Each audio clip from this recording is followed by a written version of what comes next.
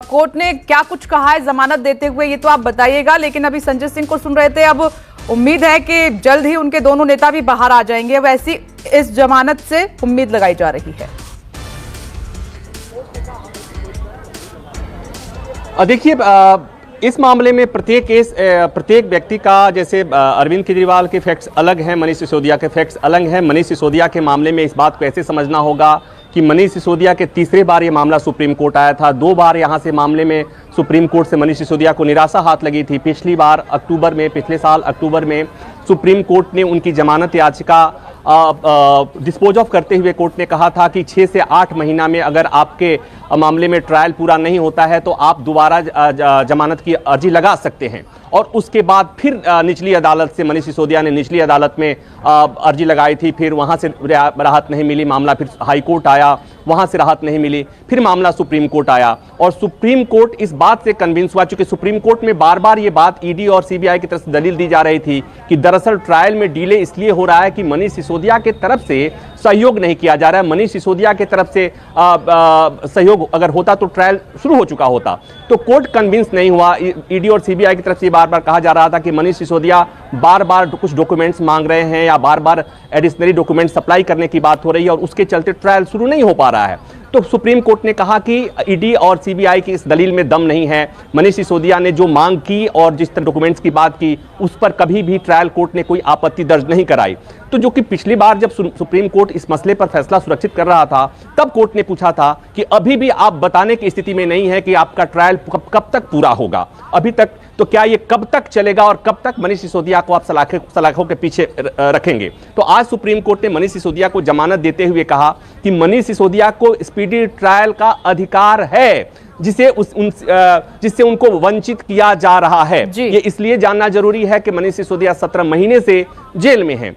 और जो बातें ये कि जमानत देते समय या जमानत का विरोध करते समय जो जांच एजेंसियां बार बार इस तरह की दलील देती हैं कि अगर जमानत दे दिया गया आरोपी को तो केस को प्रभावित कर सकते हैं, सबूतों से छेड़छाड़ कर सकते हैं, तो इस पर सुप्रीम कोर्ट ने कहा है कि मनीष सिसोदिया तो एक बात यह है कि वो एक सामाजिक आदमी है, वो राजनीति से जुड़े हुए हैं, वो देश छोड़कर चले जाएं या भाग जाएं ऐसा नहीं दिखता। दूसरी बात ये कि जितने एविडेंसेज आने थे वो आ चुके हैं और सारे कागजात ईडी और सीबीआई के कस्टडी में हैं और तो वो सारे डिजिटल फॉर्म में हैं। तो ऐसे में उसमें छेड़छाड़ करने की कोई गुंजाइश नहीं है। और एक बात कोर्ट ने फिर भी एक बात और कही कि कितने समय तक इनको रखेंगे, क्योंकि स्पीडी ट्रायल नहीं हो रहा है, उसमें मनीष सिसोदिया की कोई गलती नहीं है। हालांकि ईडी और सीबीआई की तरफ से सुप्रीम कोर्ट में बातें, ये दलील बार बार कही जा रही थी कि मनीष सिसोदिया के चलते ही ट्रायल में डिले हो रहा है। कोर्ट ने इन तमाम आपत्तियों को खारिज कर दिया। एक महत्वपूर्ण बात यह भी कि जब कोर्ट ने जमानत दी तो ईडी और सीबीआई की तरफ से एएसजी ने कोर्ट के सामने कहा कि जिस तरह की शर्त